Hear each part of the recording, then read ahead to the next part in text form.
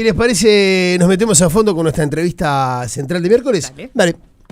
Camila Ceballos nació el 27 de agosto de 1989. Si bien nació en La Comercial, a los 3 años se mudó junto con sus padres a El Pinar. Fue a la escuela 162 de El Pinar, al Liceo Los Médanos y al Liceo número 1 también del Pinar. ¿Cuál es el problema? Se considera una hija de la educación pública. Además, es licenciada en Ciencia Política por la Facultad de Ciencias Sociales de la Universidad de la República, es magíster en Ciencias Humanas por la Facultad de Humanidades y candidata a doctora en Historia por la Universidad Torcuato Di Tella de Buenos Aires. Más allá de su carrera académica, dice que le gusta leer y caminar por la Rambla. Dice también creer que es hincha de Peñarol. ¡Oh, Peñarol, papá! Y se define a sí misma como obsesiva. Hoy, en Las Cosas en su Sitio, recibimos a la politóloga Camila Ceballos.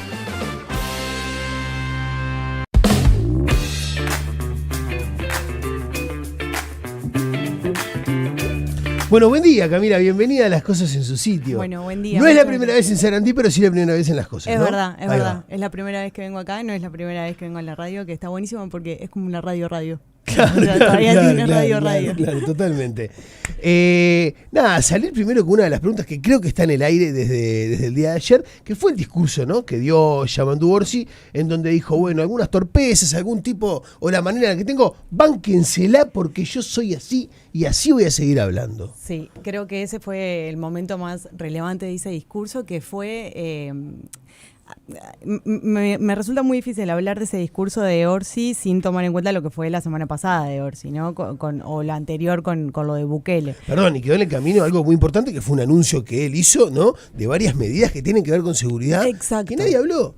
No. Y pasaron desapercibidas y nos quedamos todos Porque con esto. se concentra en tratar de resolver algunos conflictos o dificultades que ha tenido a la hora de comunicar, cuando la comunicación hoy es prácticamente el centro de la política, pero no debería serlo. Entonces, es como que intenta resolver una parte de sus problemas de comunicación, que los tiene, tratando de aclarar algo que resulta por demás raro, porque no se trata del contenido de la política, sino la forma en cómo lo dice. Entonces, me parece que en lugar de aclarar termina, genera nuevamente un hecho político vinculado a su forma de decir y de hablar y de comunicar. Y no del tema. Y no del tema, ¿no? O sea, y no del contenido de la política o propuestas de política pública. Pero a su vez esto de sincerar esos tropiezos discursivos, como él le llamó, y diciendo, miren que esto va a ser así, Sí. todo el gobierno, esto soy yo.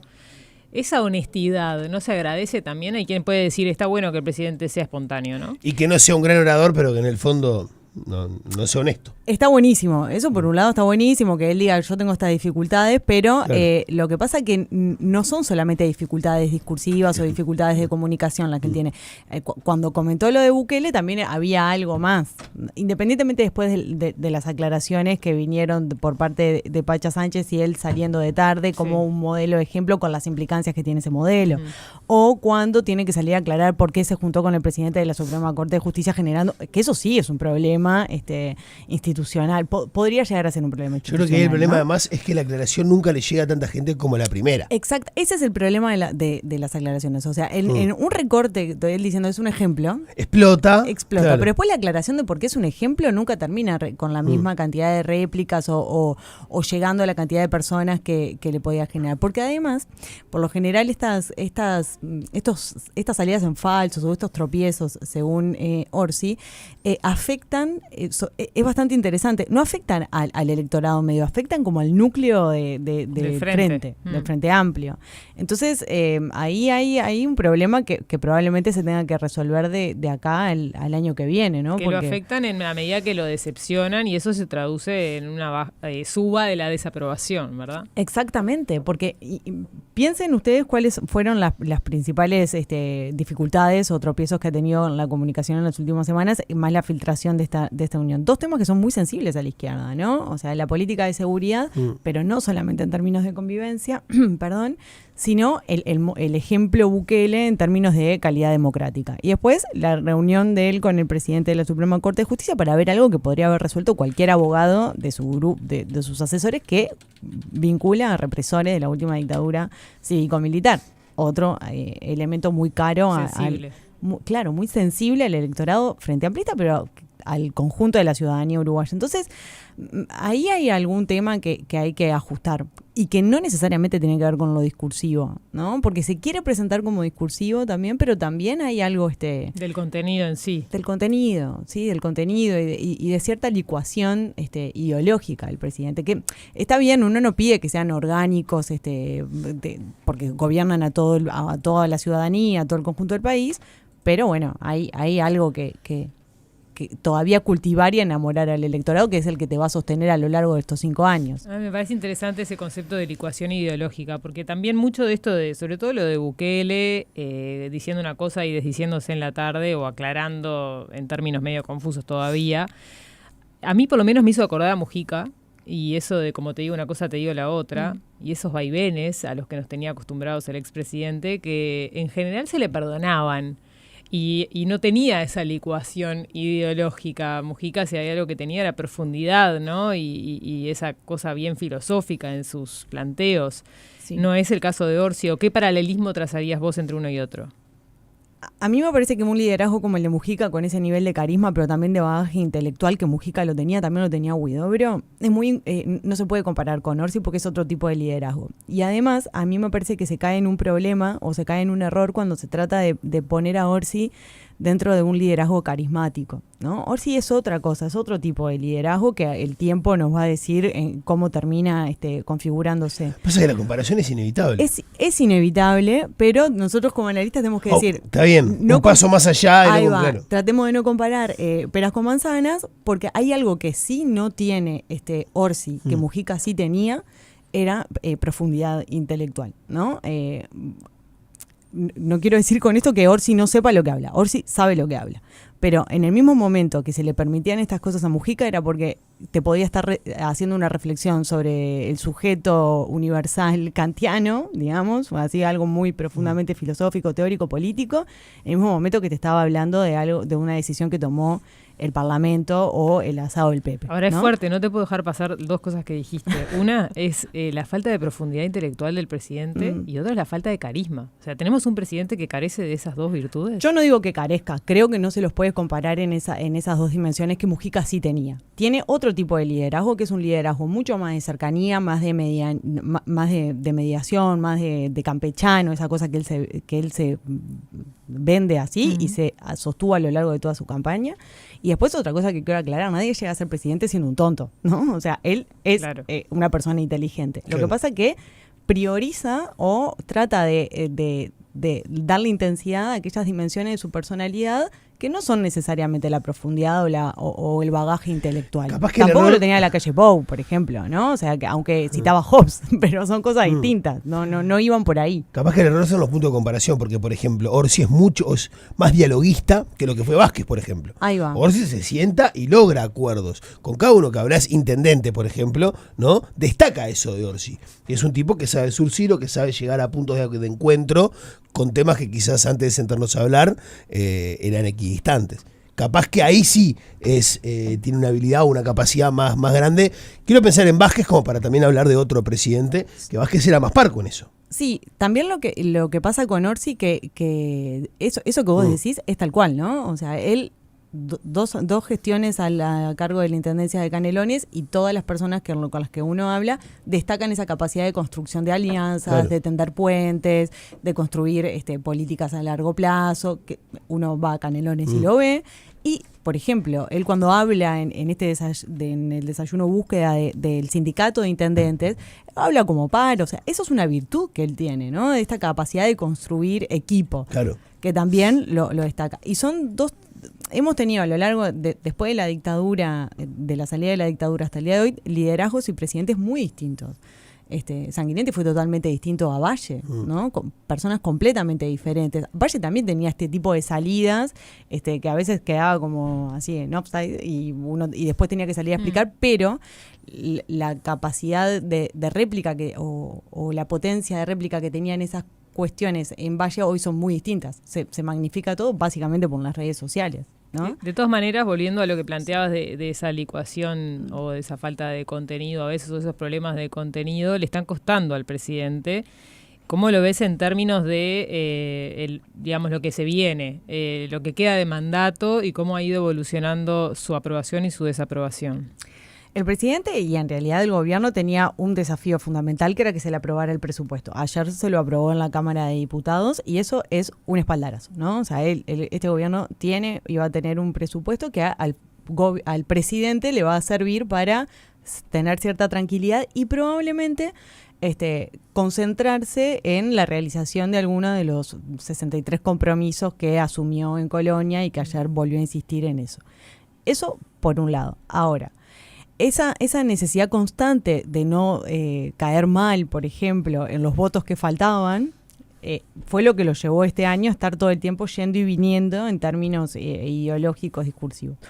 De nuevo, uno no pide que la política pública sea dogmática o ideológicamente así cerrada, pero sí es necesario que se planteen algunas metas bien claras en términos de cómo captar la aprobación del electorado netamente frente amplista y de la militancia frente amplista, que tiene un rol fundamental en los triunfos de los gobiernos frente amplistas y de la ciudadanía en general. De acá en más el gobierno tiene que hacer eso y el presidente también, y ser mucho más quirúrgico o asertivo en las declaraciones que va a dar. Aunque ya nos advirtió que dijo, esto va a pasar. Esta va a ser la tónica. Esta va a ser la tónica. Bueno, si uno fuera asesora le diría, capaz que no. Sí, ¿no está siendo bien asesorado el presidente?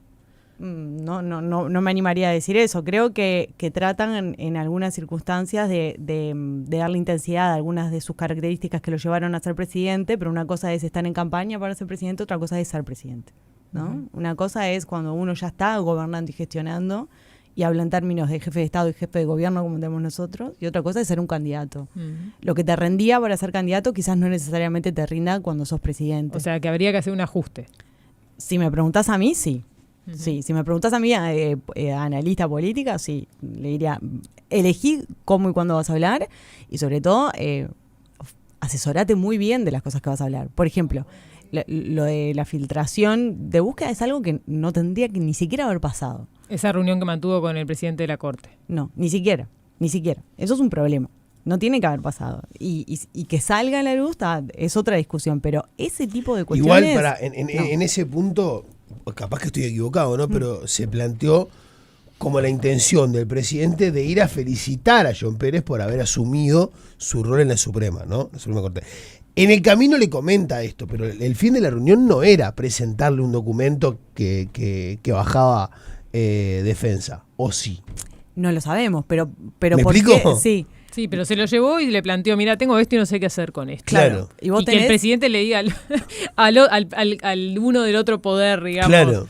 O sea, el ejecutivo con el judicial, ¿no? Che, ¿esto qué se hace con esto? Y bueno, te muestra distintas cosas, ¿no? Muestra distintas cosas, pero vamos a concentrarnos en una, es que en una república hay procedimientos formales para la comunicación entre poderes. Claro. Bueno, yo preferiría que la comunicación sea por los canales formales, ¿no? Que hablen los abogados de cada uno, que se asesore de esa manera. Ese tipo de cosas, esas señales que podrían funcionar, mirá que bien, el presidente llama a otro y le pregunta... Vamos a tratar de que no suceda, porque no está bueno. En esto sobre todo. En esto sobre todo. O en el mismo momento que en el periodo anterior, yo que sé, se rompió un expediente y el Estado funciona con expedientes y archivos y ese es su poder infraestructural, tal cual. No debería pasar. En el caso de la FLUF, decís. Exactamente. Son pequeñas señales y pequeños hechos políticos que no son tan pequeños y que van de alguna manera, no quiero decir que erosionan, pero sí como que empiezan a decir, bueno, quizás esto se puede arreglar de una forma relativamente informal, y no es así, no debería pasar y tenemos que estar alertas de señalarlo. Y tiene que ver con eso que siempre se dice de lo político por encima de lo jurídico también, ¿no? De cómo lo arreglamos así nomás y nos salteamos algunas cosas más formales. Exacto, pero eso tenemos que tener mucho cuidado en un contexto y sobre todo en un continente donde la judicialización de la política o la politización de la justicia es una forma de está instalado. Está instalado y sobre todo de erosionar las instituciones democráticas, republicanas, que son tan complicadas en nuestro contexto, ¿no? O sea, cuando fue lo de Bukele, una cosa que a mí me quedó sonando de lo que dijo Orsi en su explicación de por qué tenía que ser un ejemplo, y también lo dijo Carlos Negro, o sea que hay algo ya como validado, digamos, no fue solo una declaración.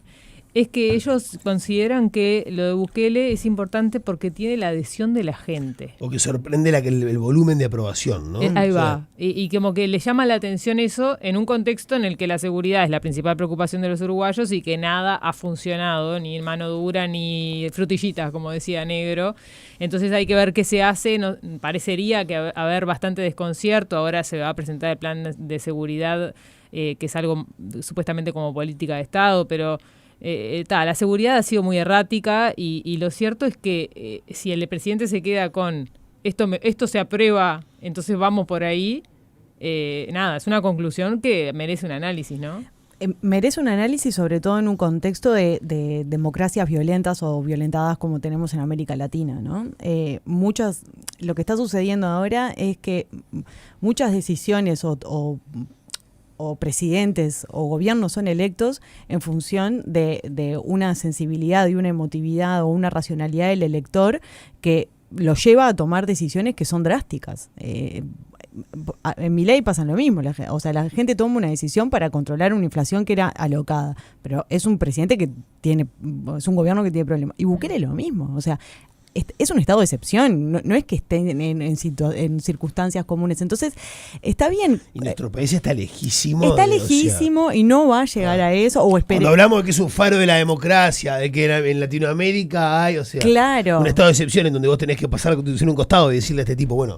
Exactamente. Ese argumento de, cuenta con la adhesión de la ciudadanía, hay que tomarlo en el contexto y problematizarlo como tal. No puede ser únicamente esa justificación para decir, es un ejemplo, analizar. Sí, es un ejemplo a analizar, pero eso déjaselo a las personas que estudian, que analizan el contexto. O sea, hay no sé, me parece que no es un argumento loable, ¿no? Y es rápidamente cuestionable o fácilmente rebatible, porque estamos muy cansados de ver gobiernos que tienen un respaldo de la ciudadanía, pero que son profundamente antidemocráticos, xenófobos. Es decir, no hay algo más ahí y hay que tenerlo en cuenta.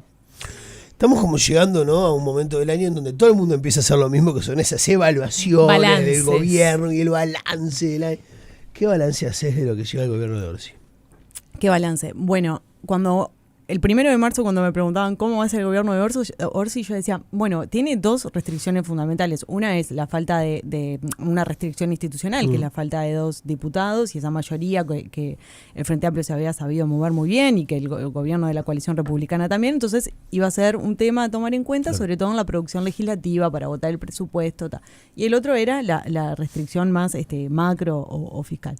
Bueno, si uno toma en cuenta esas dos cosas, fue un año exitoso. Logra tener un presupuesto, lo salva, lo resuelve, negocia, aprende cómo negociar.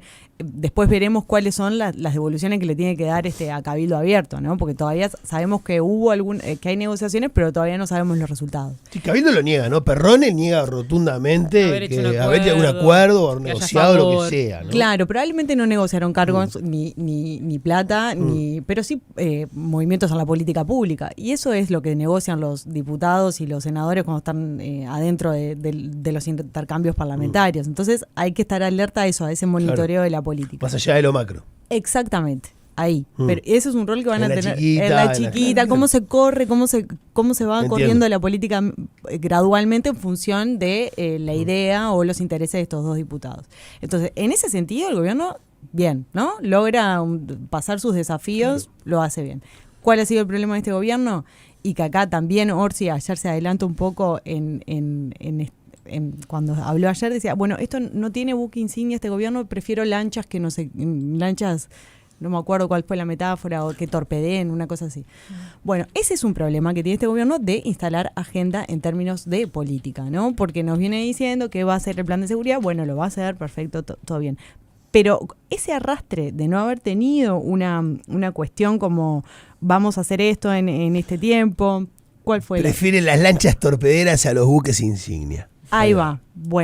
¿Qué es eso? ¿No? Es como Es esa indefinición, esa cuestión o de la revolución de las cosas simples, que es tan inocuo y es tan... Sí, no esperen de mí grandes anuncios, decía al principio cuando y le bueno, cuestionaban, lo ¿te entiendo acordás? como golpes más certeros, más pequeños, más puntuales, ¿no? Y bien dirigidos. No sé, lo entiendo así yo. Pero que se diluye un poco en... Claro, pero que como... quizás no son... Ahí va. Eso nos pasaba también en la campaña del año pasado. Decía, che, ¿dónde está la campaña? Claro, la campaña estaba tan segmentada en algunos públicos que a mí no me llegaba, que probablemente a ustedes no sé qué. Pero esto pasa lo mismo. Como es tan pequeña la modificación que vas a hacer, nadie lo ve.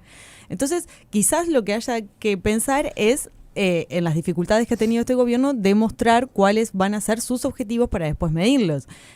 Probablemente la política de seguridad y el Plan Nacional de Seguridad sea uno de ellos, también las becas, también la cuestión del transporte y en el área metropolitana. Entonces, tengo la sensación que puede ser mucho mejor de lo que uno esperaba al principio del gobierno con la aprobación del presupuesto, pero que puede y debe rendir más. Ahora, eso de no tener buques insignia, al final del periodo se le pasa factura, ¿no? Porque es, ¿qué hizo? Y si decís cosas chiquitas, en realidad no queda nada grande como para mostrar, para porque pasa en el tiempo que vos pensás en Vázquez, ¿no? Pensás en Mujica y pensás en ciertas tanto políticas Vázquez públicas como Mujica fuertes. y también Claro. La Calle tuvieron Sí. cosas grandes que pudieron exhibir a la hora de presentar de vuelta el partido para la campaña, Y ¿no? que Más allá de Orsi. internacionalmente que hicieron mucho ruido. Desde el plan Ceibal sí. hasta las leyes, que no sé. Sí, ¿no? sí, todo. Incluso el Bueno, segundo, La Calle, la pandemia. También. Más allá de O que la no era un LUC. plan, o la LUC. ¿no? Exacto. O sea, la calle Pou llega diciendo voy a hacer la LUC. Después vemos si la LUC modificó, ¿no? Estructuralmente, más allá de la cantidad de mujeres presas, por ejemplo, por claro, que es microtráfico. una de las Que es uno de los, highlights, sí. claro. Pero él dijo, voy a hacer esto, lo hizo.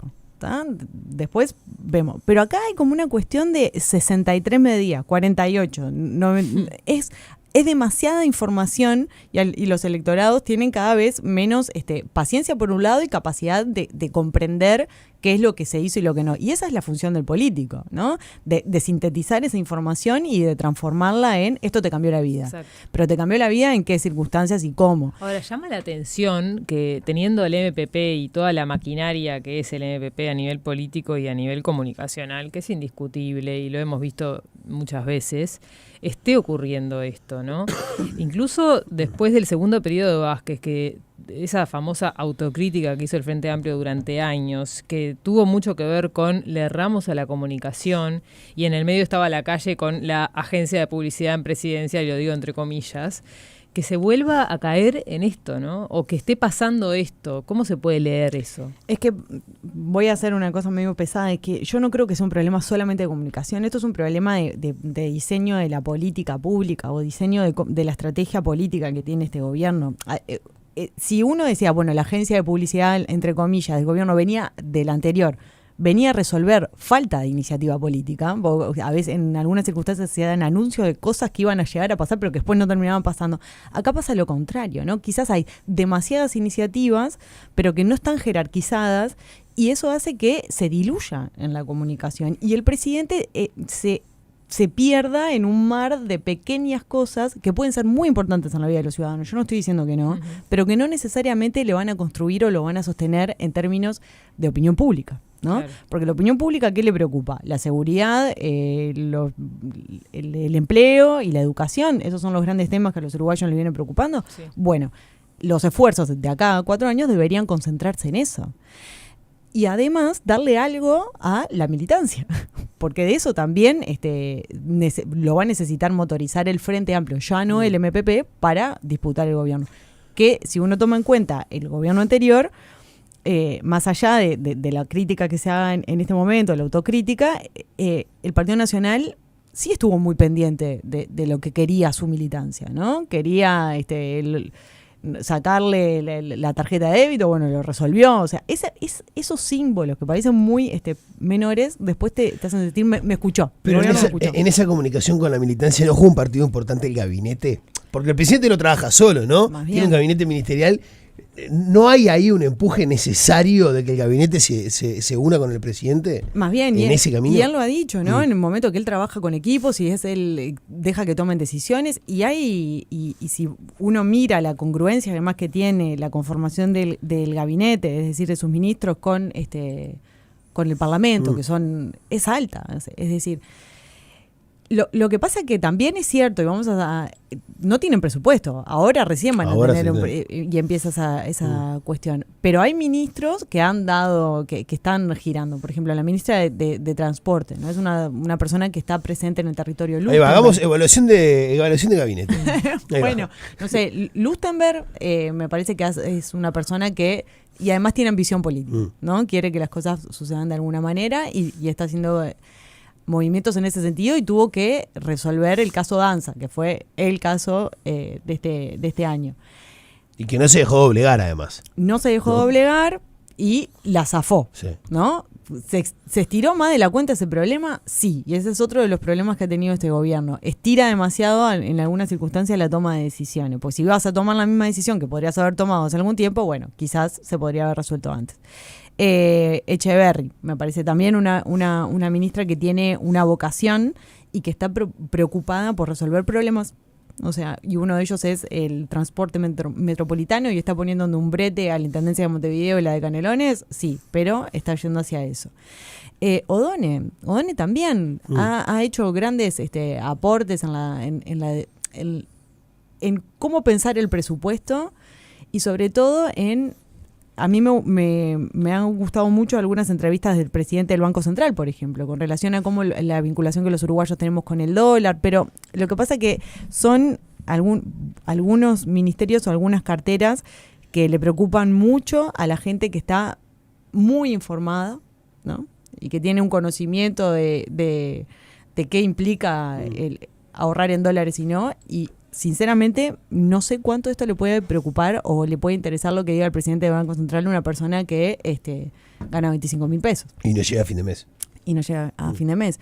Y entonces ahí me parece que el ministro de Trabajo va a tener un gran desafío, tiene un gran desafío en estos próximos años. Es dispar, pero también es muy prematuro ver cómo una evaluación de los ministros, porque no tenían presupuesto. Entonces voy a quedarme por ahí. Zafé. Hay que esperar a que empiecen a trabajar con herramientas concretas. Por lo menos hasta la próxima rendición de cuentas, que es donde van a ver cuánto cómo se manejó ese dinero, cuánto pudieron ejecutar, cuánto no, que ahí es otro desafío. Y por otro lado, ¿cómo ves a la coalición republicana o al Partido Nacional, ese liderazgo tan cuestionado de Álvaro Delgado, la posibilidad de que Lacalle Pou se vuelva a presentar? Bueno, ahí hay otro gran desafío, ¿no? Primero porque no son muchas oposiciones. Existe la idea de coalición republicana, pero materialmente totalmente desinflada, y son algunas voces y cada vez más cuestionadas para decir vamos a presentarnos a competir con esto.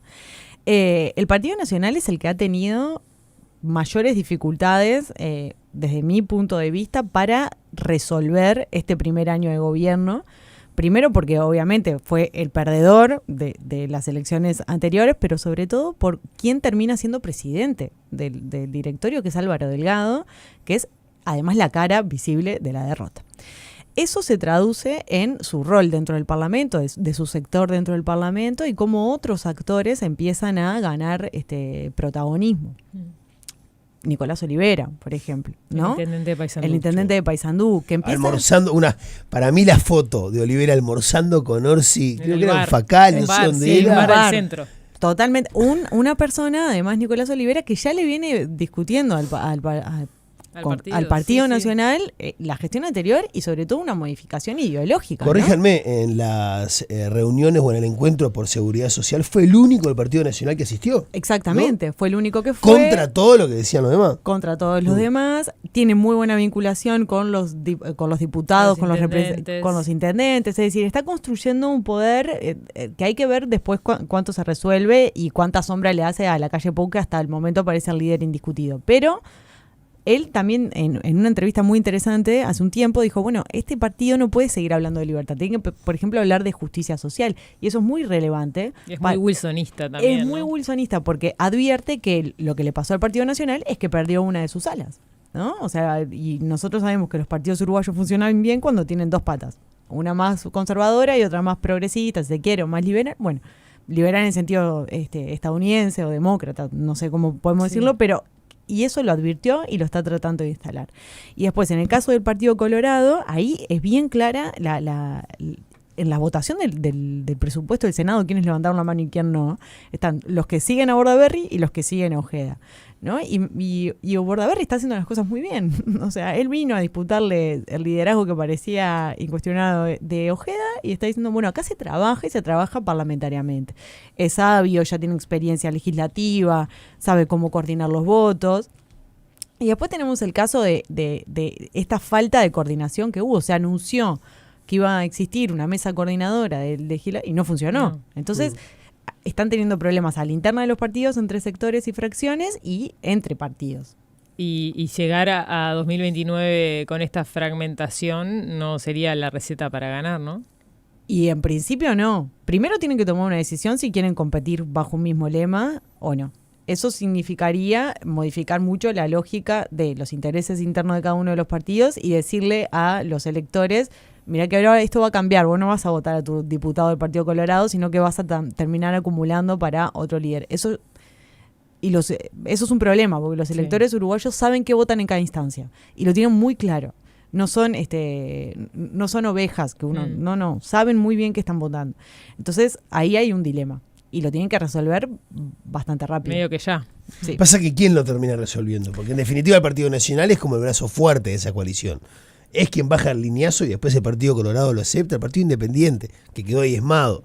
¿Cómo va a querer ir a una próxima carrera? Y bueno, ahí el que es el partido relevante, a diferencia, va a ser el Partido Colorado, ¿no? Porque el Partido Nacional puede tener una vocación de ir hacia una etiqueta electoral coalición republicana, pero el Partido Colorado pierde mucho y ya viene bastante diezmado en términos de bancas. Entonces, la verdad que tengo algunas dudas. Por ejemplo, que Bordaberry no va a apoyar esto, o al menos así lo advirtió, y que Ojeda, después de haber pasado 5 años adentro del Parlamento... Vamos a ver si pasa 5 años, porque ahora también tiene este problema, esta discusión, ¿no? Y se dé cuenta de cuánto cuestan los votos y cuánto cuestan las bancas, acceda así sin ningún tipo de problema a conformar una etiqueta electoral. Parece difícil que si no lo hicieron antes, que tenían un poco más de fuerza, lo hagan ahora con lo desinflada que está la coalición en sí. Exactamente, parece difícil. Ahora, el otro día tenemos una discusión interesante con Fito que decía, bueno, existe en la identidad de la gente la coalición. Yo tengo mis dudas. Yo creo que existe algo así como más un anti-frente amplismo o gente que no está dispuesta a votar al Frente Amplio que la idea de coalición republicana. Eso sí. No sé si hacen rápidamente esa cuestión de no voto Frente Amplio, voto coalición. Eso es otra cosa. Ahora, si se presenta a la calle Pou, tiene una fuerza, más allá de que esté disgregada, como decimos, la coalición, hay una fuerza inherente, digamos, a lo que fue su presidencia. Dentro del Partido Nacional, seguro. ¿Y dentro de ese anti-frente amplismo que decías? Probablemente. Pero ahí perdió algo muy importante, que es los votos de Cabildo Abierto. Claro. Cabildo Abierto está muy enojado con el Partido Nacional, pero particularmente con la calle Pou. Entonces ahí, obviamente que quedó un 2%. Heridas. Y quedaron heridas. Entonces hay que ver también cómo se cultiva eso. Pero ellos siempre dicen que no son coalición en la oposición, pero que en la carrera perfectamente podrían volver a hacerlo. Hay una flexibilidad, ¿no? En ese movimiento. El tema es en qué momento. Claro, el tema es si vas a hacer desde las internas, de nuestro ciclo electoral arranca con las internas. O si en el último tiempo. O en el último tiempo, como viene sucediendo desde el 99 a ahora. Totalmente. Y la última, el liderazgo que puede llegar a venir de parte del Frente Amplio después de Orsi. ¿A quiénes ves? Dijiste a Lustenberg con ambición política. Claro, subiste al ring de un lado de la calle Pou. Del otro lado, ¿quién se sube al ring? Bueno, es muy difícil ahora. Creo que Mario Vergara está haciendo cosas para, no sé si ahora, en el próximo periodo, pero sí para construir una buena carrera. En la carrera natural de intendente de Montevideo, aspiración a presidencia. Sí, y sobre todo porque por una declaración que tuvo la semana pasada en una entrevista que me pareció bien interesante, en no perder esta militancia frente amplista, decir, bueno, habilitemos la discusión del 1% al 1%, ¿no? De esta habilitar ese tipo de cuestiones es como pequeños guiños, quizás no le da para ahora, ¿no? Son 5 años y veremos quién aparece. pero hay una intensidad. Son mimos a la militancia. Sí.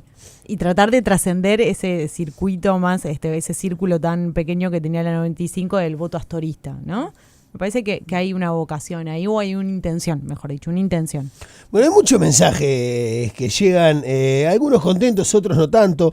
¿Danza zafó? Pregunta Raquel. Salud pública es un desastre. No, lo que dice Camila, entiendo, es que Danza zafó de esa interpelación. Sí, y de ese momento incómodo dentro del Parlamento, ¿no? Claro. De esa interpelación y de tener que te diría que lejos de zafar lo que tiene, ¿no? Lejos de zafar lo que tiene es un problemón de acá para adelante, porque hace es un caos. Claro, ACE es un gran problema, claro, y es el prestador más importante que tiene este país, entonces zafó en el sentido de la interpelación.